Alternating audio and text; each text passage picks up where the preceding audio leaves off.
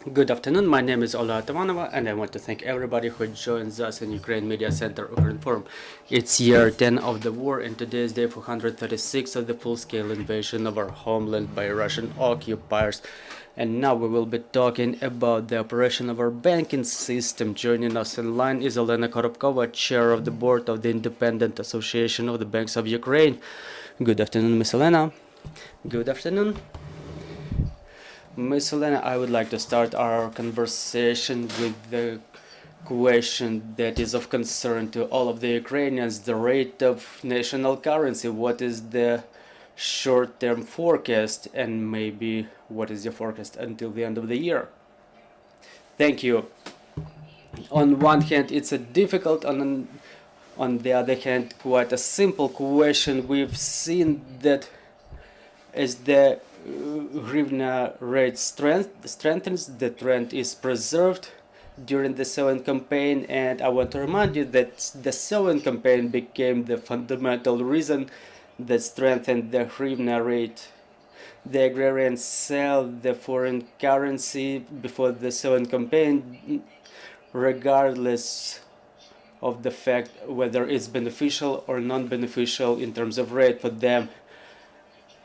But lately we've been observing the price of the cash currency going up due to the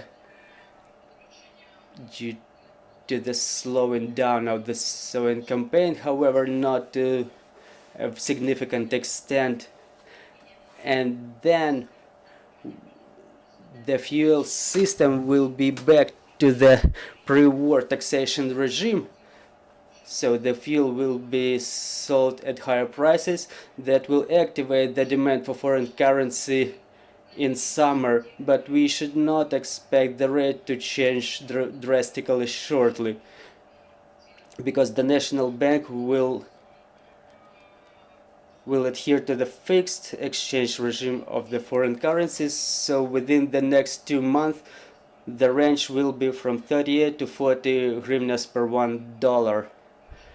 Forecasting until the end of the year is difficult because every day starts with the news from the front lines. We see how the situation is developing.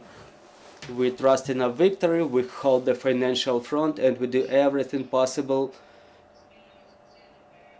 to jointly win over the enemy. Ms. Elena, continuing the subject of influence of agrarian business on the exchange rate, I would like to ask for your opinion regarding the following. We understand that we have problems with exports now, which will result, with the export of agricultural products. Such problems will result in decrease of our currency proceeds that will influence the rate definitely. So how deeply will it be felt? Well, I don't think we will be very vulnerable in this extent, in this regard, because what's going on with the export now, there are certain resolutions being developed in Europe to stop it. Some of the countries already canceled those decisions that they've taken recently with regard to our exports, so we hope the fund to start working shortly that will compensate the agrarians. I'm talking specifically about the small agrarian businesses, and that will also result in a push to development of the agrarian business, and the funds, and that fund will be financed by the cost of Euro Commission that will positively influence our export, including our currency proceeds and stabilization of our exchange rate. We understand that lending programs for agrarians are being implemented. The government starts solving those problems, but as to the development of other businesses, now the interest rate of the National Bank of Ukraine is quite high. So how should the businesses be developing in this situation? Because we all hope they will be. Is there a solution to this problem? Well, there's always a solution. Apart from the interest rate, the banks try to find some ways to support their clients. They don't work for making money, but rather to give a helping hand to their clients. And many banks, they resort to restructuring of loans. So the businesses meanwhile try to switch from one region to another, and we hope that what's going on now is the inflation slowdown. We're observing it at this moment. There is the growth in prices, but we've seen that in March the rate of inflation was 21.3%, and in April we expect to see the inflation at the level of 19%. There are no official figures yet. Then the prices for food will fall down in summer. Meanwhile, the tariffs for electric power will grow. So anyway, we expect the inflation to slow down, and the National Bank expects the inflation rate to fall down to 14% by the end of the year, which means that the prices will not grow so fast. And we hope that there will be reasons to reduce the interest rate by the end of the year, which will result in the development of the businesses. And at the same time, there are many banks that launch certain programs, for example, Credobank or Shadbank, Bank Win. So those programs are aimed at compensation of interest rates. And on top of that, we have 579 program that was transformed for a number of times, but it's being adapted to the realities and challenges of the business that the businesses are facing.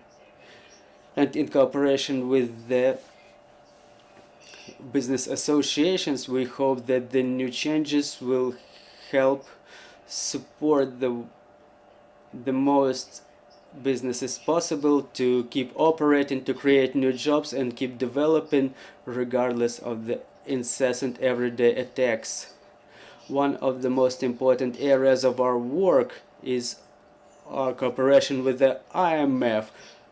I mean, between IMF and Ukraine as the state. So what programs are already in place here? What should we expect from such cooperation? Well, let's start with the figures maybe, and then proceed to performance characteristics.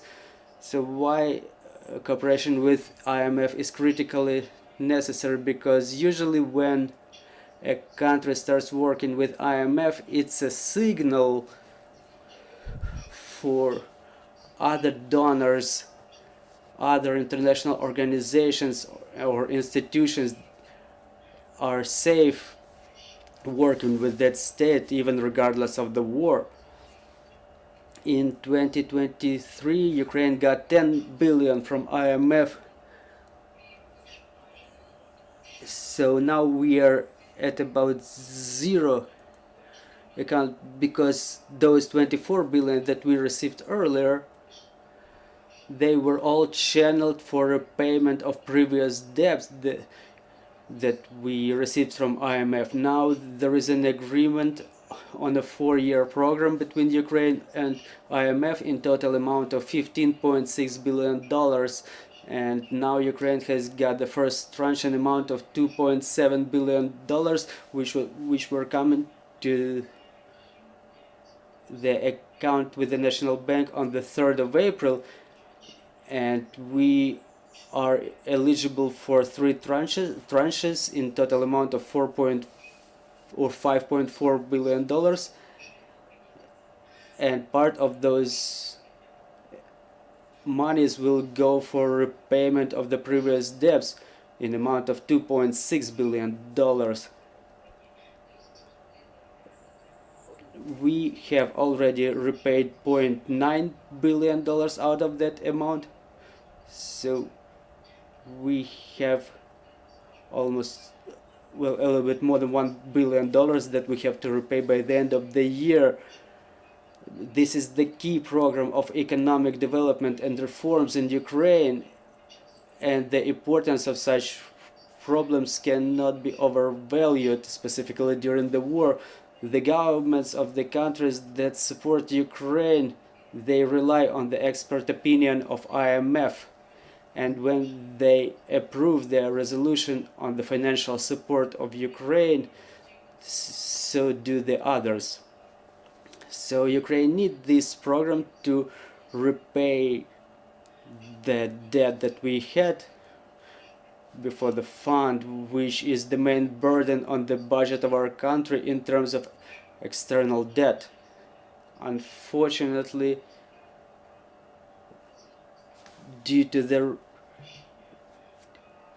rate hike by a number of central banks of different countries, the floating rate of the IMF loans grows as well, and now it's not the cheapest source of financing. For example, previously it was 2 to 3% PA, now it's about 5% PA. But still, cooperation with IMF remains the utmostly important aspect of international cooperation, so we continue on working on compliance with the conditions of the agreement between Ukraine and IMF, and we're moving forward to the victory together with the partners, our allies, those who support us, and they are real multiple. Thank you very much. We have questions on the floor. Please, dear colleagues. Good afternoon, Vladislav Obuch, Ukrinform. Miss Elena, what is your opinion on the situation with the risks for the banking system, except for the risks related to the war?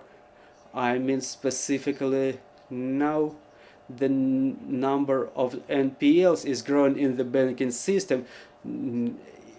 The amount, the share of NPLs is more than 40% now. Part of the collateral is already destroyed or damaged. Should the state support commercial banks in solution of their problems, or are they on their own? Well, thank you for this question. That's really a very painful thing for us. The level of NPLs is not over 40% yet, but it's approaching this figure. Before the war it was less than 30% though. The banks will not be able to solve this problem on their own, because as the experience demonstrates, when we were starting dealing with the NPLs back in 2015-2016, we adopted the law on financial restructuring, and we as an association were one of the leading organizers of that project, and we achieved the level below 30%. However, before we had the level of NPLs over 60% in the banking system. We know exactly how to deal with it, but we have to amend the law on financial restructuring to make it more digitalized, so to say, to have it less bureaucratized. And still we have to calculate, as a banking system, we calculate the losses inflicted on us. For example, now the law on the damaged property is adopted already, and now we calculate how it will reflect in the banking balance, in the banking system's balance, so we could be compensated at cost of reparations. And in cooperation with the Cabinet of Ministers and National Bank of Ukraine, we will create a working group that will be dealing with development of compensation mechanism, because the banking system will not be able to to solve this ambiguous issue by itself. Thank you, Ms. Elena, for joining our broadcast. Thank you for the information you provided. I'm reminding you, joining us was Elena Korobkova, the chair of the board of the Independent Association of the Banks of Ukraine. And our next briefing will be at 1 o'clock, and we will be talking about Dnipropetrovsk region, the consequences of flooding and Russian shelling. Joining us online will be Mykola Lukashuk, the head of Dnipropetrovsk Regional Council. So stay tuned, work together for victory, and glory to Ukraine.